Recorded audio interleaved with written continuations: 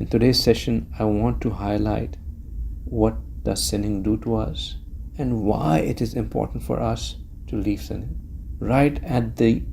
start, I want to make one thing. If from now on, after listening to what we are going to talk about today, to the start of Ramadan and then in Ramadan, if we do not do a single extra thing, if we do not do a single extra zikr, if we don't do a single extra nafil, if we don't do any single voluntary fasting, if we don't do anything over and above the basics that we are meant to do, I assure you that by not doing anything extra, but by ensuring that we do not do any sin, we would attain a lot more than somebody who would be doing all of these extras and yet sinning. अगर हम तमाम नवाफिल को छोड़ दें, अगर हम तमाम extra अस्करात को छोड़ दें, अगर हम तमाम ओवर एंड अबव कामों को छोड़ दें और सिर्फ ये बात सोचें कि मैंने गुनाह नहीं करना, अपने इल्म और इरादे से गुनाह नहीं करना, गुनाह ना करने की वजह से हमें रमज़ान के बाद ज़्यादा अल्लाह का कुर्ब मिलेगा,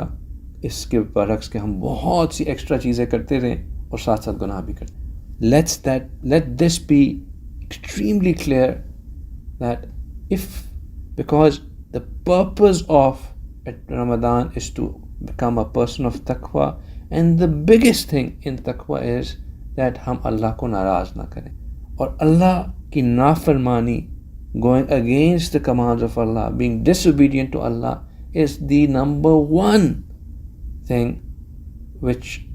ensures that we are not a person of taqwa or not even close to it, right?